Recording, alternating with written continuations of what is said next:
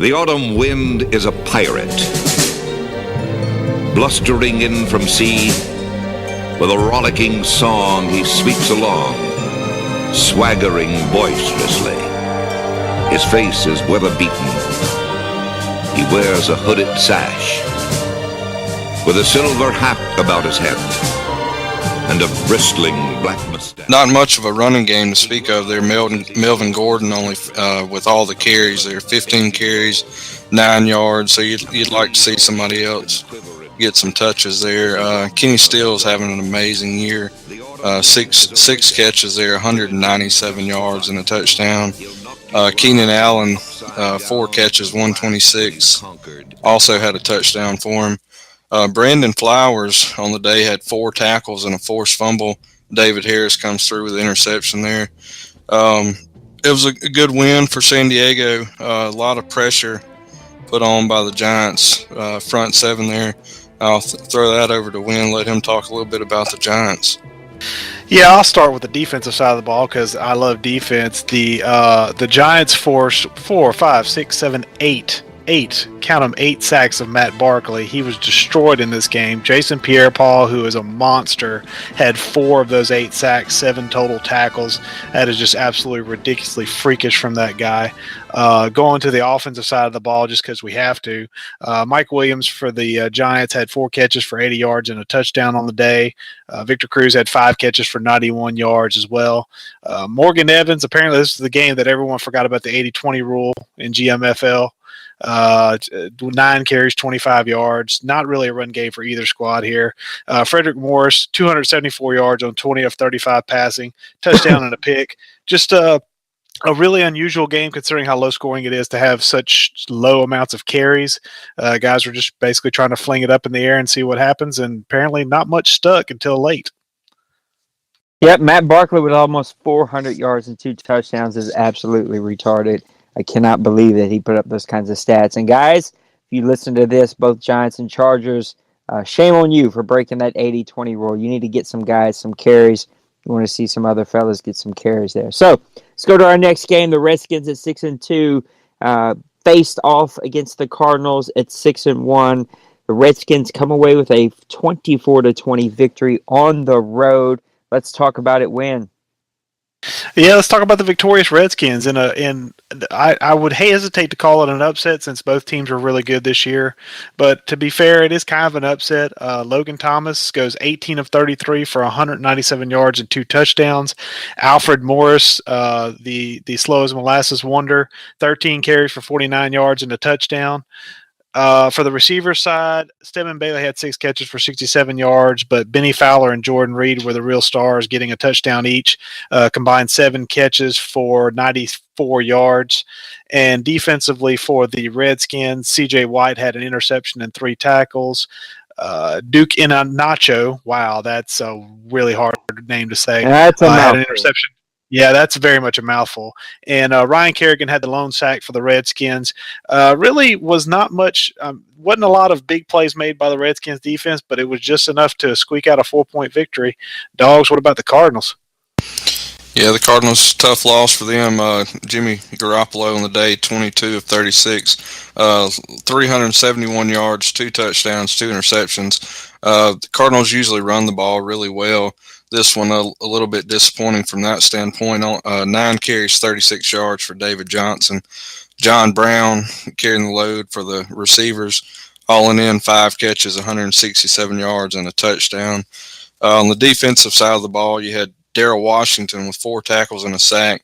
Patrick Peterson, 5 tackles. A little bit of a slow day there for Matthew. Used to seeing him at least hauling in an interception. Only 3 tackles for him on the day.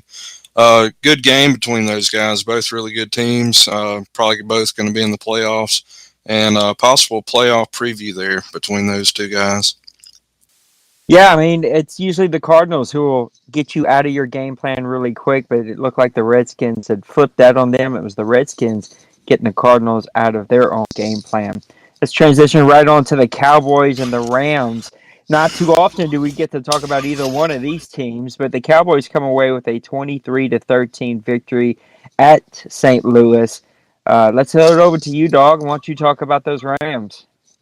Yeah, the Rams, tough loss for them at home versus the Cowboys. Ryan Alden, 12 of 21, 179 yards and 2 touchdowns. Again, the running game struggling in these games we're looking at this week. Todd Gurley, only 8 carries, 22 yards, did get a touchdown there. Jamal Coleman had five catches for 76 yards, 19-yard long there. Aaron Donald came through 3 tackles and a sack. Alden Smith, I guess he stayed out of jail this week. 2 tackles and 2 sacks for him. Tough loss for the Rams at home there to the Cowboys. How'd the Cowboys look there, Win? Well, they apparently look good. It's always nice to talk about Steve in a victorious light. Trayvon Powers, his rookie quarterback, goes 16 of 23 for 252 yards and a touchdown. More importantly, no interceptions on the day. Always a good thing. The running game, just like you said, most of these teams have had struggles in the run game this week. Quincy Mack leads the way with 13 carries for 55 yards, but Darren McFadden got 6 carries for 19 yards as well. Receiving wise, it was the Jason Witten show. He gets 7 catches for 119 yards and a touchdown. I don't know how the man keeps doing it, but he's still doing it at a high level. It's at an advanced age. J.J. Wilcox was an absolute beast in the secondary, 7 tackles and an interception on the day. Byron Jones also hauls in an interception. And Tyrone Crawford has a forced fumble, a sack, and 2 tackles to lead the victorious Cowboys in a 10-point victory. Saying that Jason Witten is still doing it at an advanced age is being very nice. He's about as old as dirt. I don't understand how he hasn't retired yet. Really quick, 30 seconds. Why can the Rams not seem to put it all together with this talent that they have?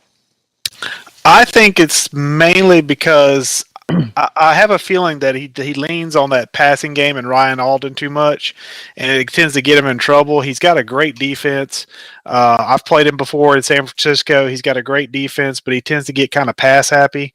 And when you've got a kid like Todd Gurley in the backfield, and you've got an offensive line what he's built with Staley and Glenn Robinson, that's just you should run the ball, hit somebody in the mouth. Yeah, I agree there. Get the ball to Gurley. Dude's a beast. Give him the ball. Well, let's go to our next game. The Patriots coming in away with a 20-17 victory over our new owner of the Dolphins, one of which we owe a lot of thanks to, as he has prettied up our Daddy League page and made some neat, cool graphics for us. And he has been a huge asset already in his short time here, which is better than most new owners who usually are just huge asses and not assets. And so we're glad to have him here. But the Patriots come away with a 20-17 victory over the Dolphins. Talk about these Patriots.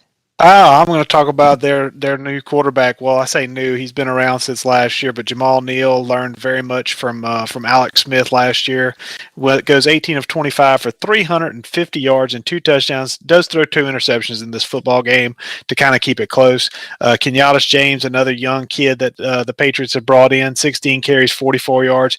Once again, not hefty in the run game, but enough to get by. I did not get a chance to use this term that Nate liked last week. I would have used it with Jason Pierre-Paul, but I'm going to use it with Sherrod Crosby. Sherrod Crosby goes bug nuts, getting 6 catches for 155 yards and a touchdown, and Rob Gronkowski joins them in the bug nut line. 7 catches, 150 yards and a touchdown. There's your offense right there. And defensively, Malcolm Butler got an interception on the day, as well as Patrick Chung. Dante Hightower gets a sack as well. Gerard Mayo gets a forced fumble, and basically it's a nice, even team-based defense that helps them squeak out a 3-point victory. Dogs, what about the Dolphins? Yeah, the Dolphins had a chance there at the end to at least tie it on a 4th and 1 play. The Dolphins owner decided he was going for it all there.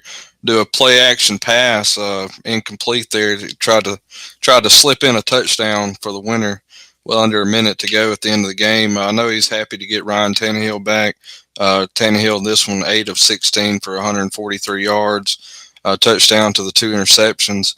Again, like we're seeing most of the night here, not much of a running game. 13 carries, 54 yards. you had Michael Crabtree with a catch, 51 yards and a touchdown. So not a whole lot there offensively for the Dolphins. They hung in there with a great team, though. Aaron Robinson, three tackles on the night with a sack. Rashad Jones had 2 tackles and an interception. So it was a tough loss for Miami. I have to give him credit, though, for going for the win there at the end. He could have tried to just get a couple more yards and attempt a field goal, but I think he shocked everybody when he did what he did. But it's a tough loss, but the guy's a great asset to the league, and looking forward to what else he brings for us. No one watches more film in this league and watches more games than Dog. So if Dog says that it was a good game, then I'm going to take his word for it. And that's going to Dogs is our transition. Jaws. Dogs is our Jaws. He will sit there and he will break down a game in a heartbeat. That's going to transition us into 5 good minutes, and we're going to spend 5 good minutes with our friend, the Patriots owner. I want to call him Tammy because whenever I see his name on GroupMe, that's what pops up into my head. But you tell us what you want us to call us. Welcome to the show. Welcome to Press Pass. Thanks for joining us. What's up, guys? I am very, very happy to be here. Tammy's fine. Tammy's been my name since I've been playing Madden online. Me and my wife were together 23 years, and we recently separated, painfully. And so I started not using her name. Tammy was her name. Not to bring the show down. But yeah, that's how you bring a show to a crashing halt. Yeah, to a screeching halt, right. But that's why there's 2 names. Let's talk about your last game that you had. The Patriots, you're getting that victory against the Dolphins. I think it might have been his first game, but Jamel Neal doing it big, 350 yards. Talk about your team. Talk about that last game. Well, first of all, when he went for it, when he threw the play action on 4th and 1, as he snapped the ball and I realized what was happening, it was weird because it wasn't panic or it wasn't worry. The first thing that came to my mind was just immediate respect. Like I had immediate respect that's what he did, because the easy move, would have been a fullback dive or a halfback power. You get the yard and you keep the drive going, but he was going for it, and he had him. Landry beat my guy, got smoked. He just threw it a second. There was pressure coming, and I think he thought the pressure was going to be there a little quicker than it got there. He actually had another second. If he would have waited another second and thrown the ball, he probably would have had a touchdown. Talk about your quarterback. Talk about your quarterback, Neal. How good can this kid really be for you? Oh, listen, I got him. He was a 2nd-round pick, 15th pick in the 2nd round. He's got superstar development. I was thinking about starting him last year, but I had Alex Smith, so I said, let me just let him sit on the bench. I'll get his confidence up. He played well in limited time last year, but he's just been a monster this year. He's a monster. He really is a monster. He's accurate. He can run. He can throw the ball deep. Listen to these stats. He's 138 for 200 for 69%, 2,300 yards, 17 touchdowns, 11 interceptions for a quarterback rating of 114.7. That's not too bad whenever you have Alex Smith last year, who was a MVP candidate, to go from him to this young stud quarterback. Talk about last year I had no running game. This year I got the rookie running back. Yeah, that transition is perfect. Talk about James. How good has he been for you? He's been unbelievable. I think he's 3rd in the league in rushing. He catches the ball out of the backfield. He doesn't have that blazing speed, but it seems that when he hits the hole and he gets hit, he's always falling forwards. And on the games where maybe his last game against the Bills was a perfect example. I think at one point he had 10 carries for 4 yards, and then he broke a 56-yarder for a touchdown, and he ended up finishing with 90 yards rushing. What do you contribute? What do you contribute to the biggest turnaround for your success these past 2 seasons? Oh man, I don't know. It was funny because when I took over the Patriots, I was real excited to use Brady, and then he retired, and I panicked. I just try to play balance. I just try to play balance, as balanced as I can. I can tell almost right away how things are going to go because I get into a rhythm with running the ball maybe to the right, pass it back to the left, setting up a pass with a certain run, and I can tell kind of right away how things are going, whether I'm going to struggle, whether I'm not going to struggle. So when I have that balance going, then I usually play pretty well. I don't blow, if you notice, I don't blow too many teams out. My games are all close, no matter who I play. Who's more Games are important to always your tight. offense? Who's more important to your offense, Rob Gronkowski or Sherrod Crosby? Oh, Gronk. Why is that? What separates him and Crosby? Gronk is just on another level. He's just a complete monster. Sherrod, I lost him last year for 8 weeks at the end of the season in the playoffs, and it really, really hurt me. But Sherrod right now is more of my big play threat. He's not as consistent of a threat as Gronk is. Because you could throw, a 5-yard out to Gronk, and then, he's like the Incredible Hulk. He turns it into a 23-yard run because guys just can't tackle him. So definitely Gronk. What about your defense? Who's the most important player on that side of the ball for you? Oh, man, wow, that's tough. That's tough. I'm going to say my second-year defensive tackle, Sean Elliott. That's the guy I control. My stick skills aren't the greatest. So if I was a safety, I'd be giving up about 80 points a game. And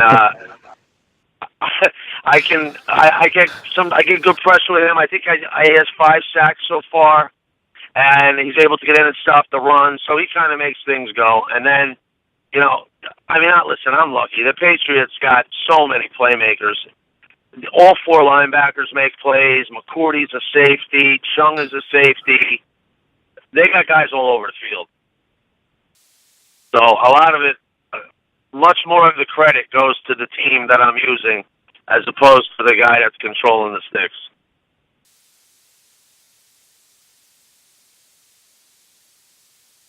Win or dog? I'm going to open it up to you guys.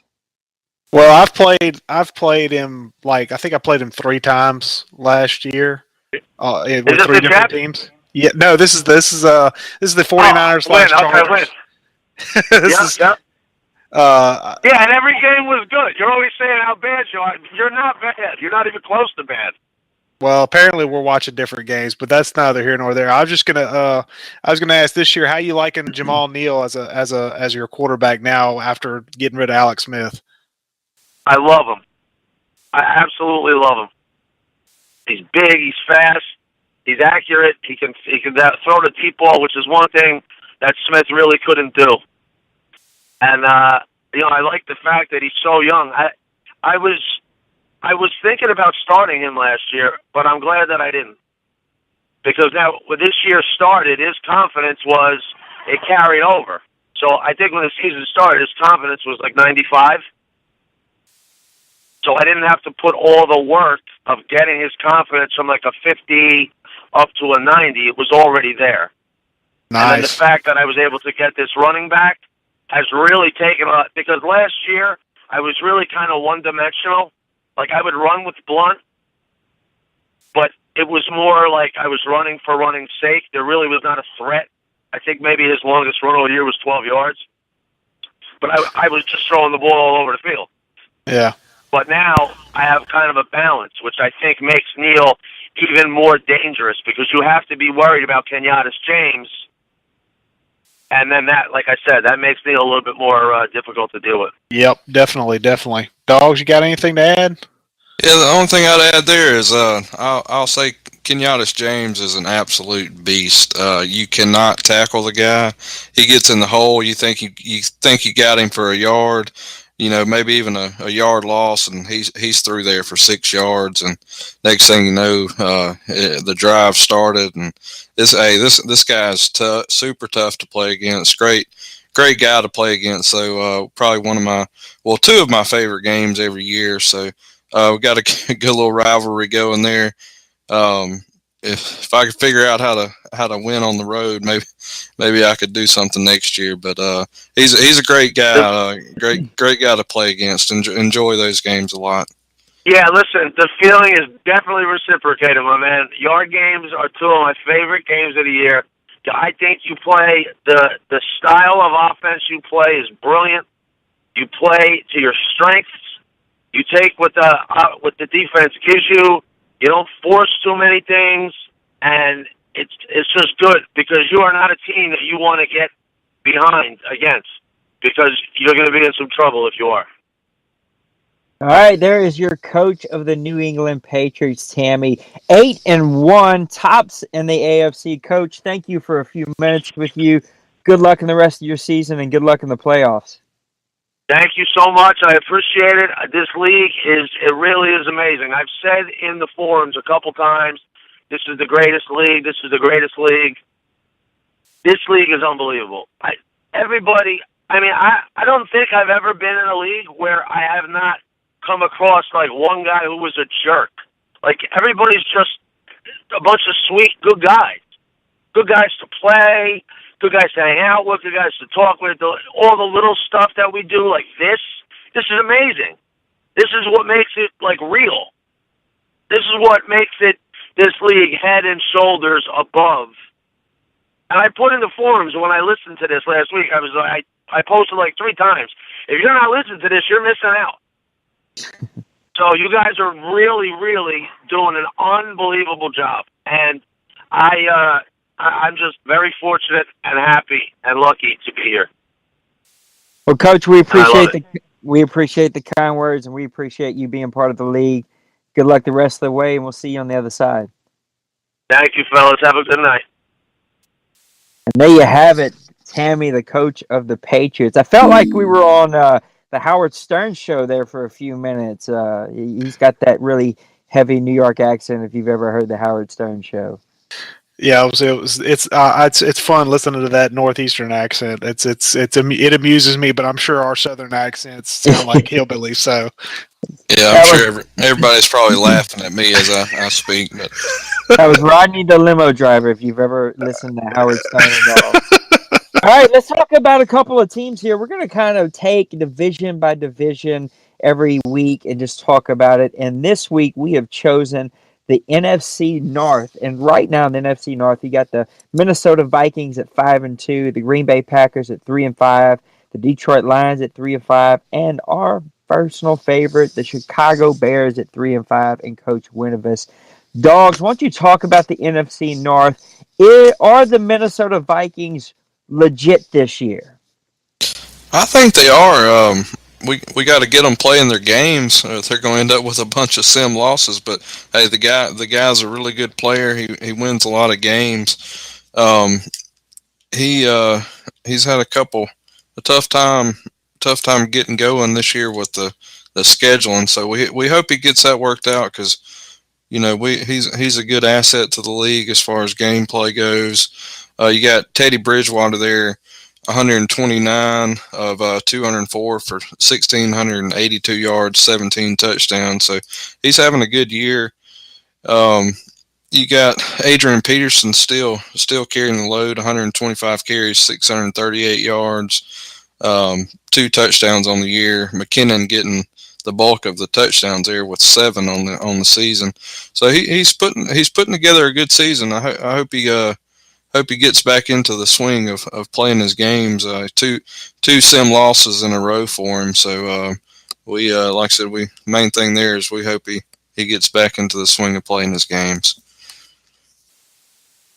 yeah, I can't argue with that. It's tough whenever you don't get in and don't schedule like we ask. You get losses, and now really with these 2 losses he's taken as sim losses, he's really opened up the division now because between Chicago pulling up to a 3-5 record, you've got Detroit at 3-5, and you've got Green Bay moving up to 3-5. Green Bay's got some talent. You can't sleep on Green Bay. Detroit has Matthew Stafford at the helm. So anytime Junior is slinging the ball around, he can get hot at any moment. He's kind of like Jay Cutler in that regard. He can get hot or he can get cold. When he's hot, he's hard to beat. When he's cold, he's easy to beat. And then you got the Chicago Bears, who are run by one of the absolute blind squirrel finding an acorn players ever. The defense is a little holy right now. Andy Dalton, I think, will be all right. Kevin White is a monster. The more times I play with Kevin White, the less I'm going to trade him in the offseason unless somebody gives me a deal that will just get rejected by the trade committee. Alshon Jeffrey is nothing to sleep on. And I think Ronaldo Ball, as Dog said earlier, Ronaldo Ball may be the running back I've been looking for. He's stabilized that run game, and I think going forward he's going to be the guy. What do you think about Jonathan Bass there? He's only 21 carries on the season, but 204 yards for a 9.7 yard per carry. What are your thoughts about him? I believe he's a rookie as well. Yeah, he's a rookie, and he's faster. He's built the same way as Ronaldo Ball. He's not quite as good as Ronaldo in some areas, but he's better than Ronaldo in others.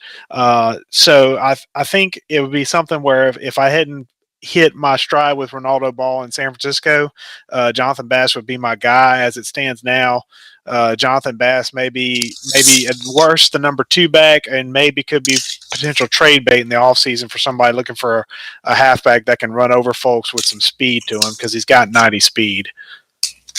Yeah, he seems like, go ahead, Doc. I was going to say, it seems like a good player for you. I know you struggled in San Francisco to find a back. You finally found one in Ball. So I think you got 2 good ones, two young running backs there. Could be a good little duo for you in the future. You got to excuse me. I think my body's either trying to kill itself or listening to Wynn talk about himself is making me throw up. One of those 2 things are happening.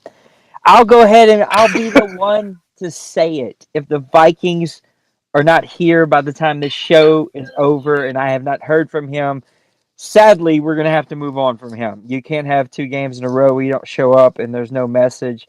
And I've kind of gotten to the point in this league and the way we run it is I don't owe anyone anything. And so I don't owe anybody a chase down on GroupMe and messages that we've let you go. We're just going to move on. And if that happens, we're going to let the Dolphins move over to the Vikings. And that will make for a super interesting NFC North with 3 guys that I think are going to be 3 guys who play very similar in the Vikings if he takes over by the Dolphins owner, Chicago and Green Bay. Detroit kind of does his own little thing. He has a different style, but those would be 3 teams I think would be a fun rivalry, and that would just be a really fun division. So let's talk about 3 players really quick before we wrap up this show. I'm going to ask you a question, and I want you to give me your true response. Let's talk about Jason Pierre-Paul. Is Jason Pierre-Paul your first half Grown Folks Madden League MVP on the defensive side of the ball with 19 tackles, 9 sacks, and a forced fumble? Dogs. I'm going to have to say yes. I mean, the guy's putting together a heck of a season. You look at last year, he had 12 sacks on the year, 3 forced fumbles. Right now, he's leading the league in sacks, and like you said, he's got 19 tackles, 9 sacks, and he's got a forced fumble in there. He had 4 sacks, I believe, in his last game. So it's just some unreal numbers from Pierre-Paul there. He's tough to play against. I'd hate to be the left tackle lining up against him, that's for sure. I faced Jason Pierre-Paul at San Francisco, and he frustrated me, but I would have to say first half MVP would still go to Tyrann Mathieu. I faced Tyrann Mathieu twice. The way Nolan uses him, he's a game changer. Not to say Jason Pierre-Paul isn't a game changer, but Nolan makes you do different things with your offense because he controls Tyrann Mathieu, and that makes Tyrann Mathieu to me the MVP over Jason Pierre-Paul, but only by a smidgen.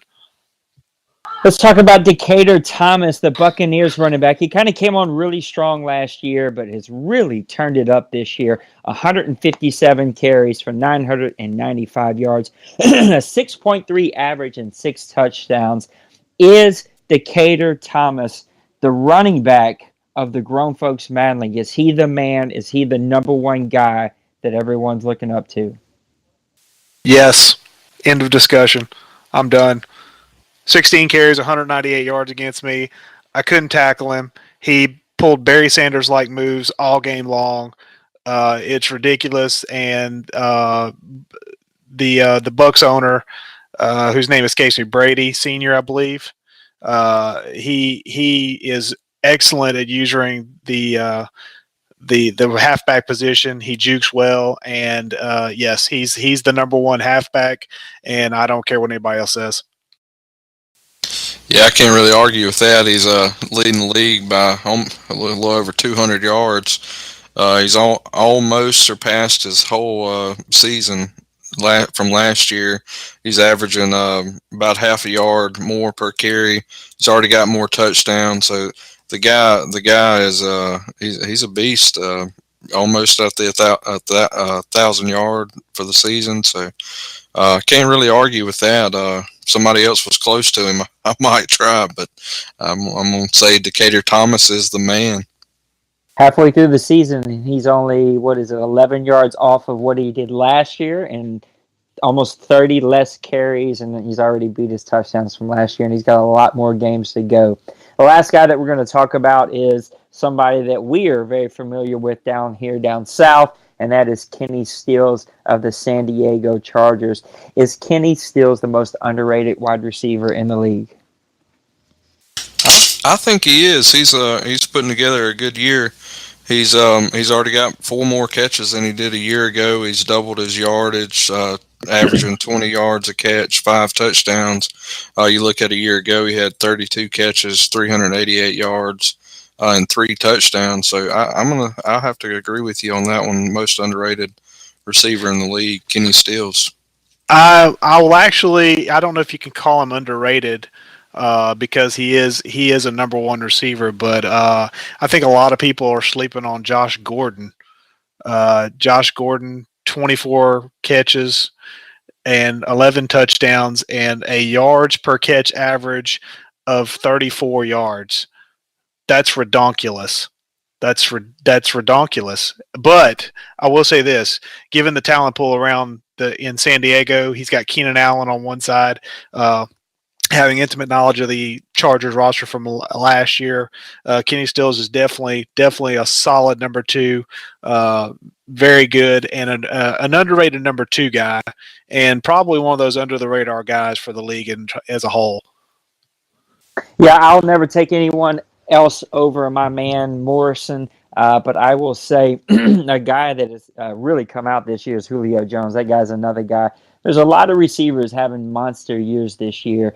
And just looking at the stats, I know we've had some slider adjustments this year. It looks like we may have got them pretty close. I mean, these stats are looking really good, and things are starting to even out, and guys are getting used to them, and things are going really well. So that's it. There you have it.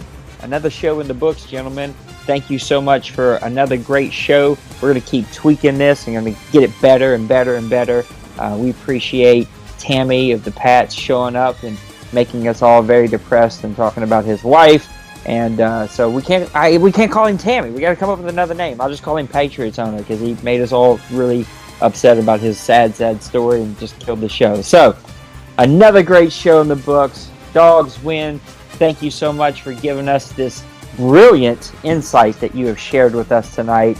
And we will do it all over again next week, not next year. We're going to do it all again next week. Make sure you get those games in advance. It's going to be tomorrow. And before you know it, we're going to be back. And it's going to be time to start talking about the playoffs, fellas. It's going to be right upon us. So, Win, Dog, thanks for hanging out with us tonight. We'll see you guys on the flip side.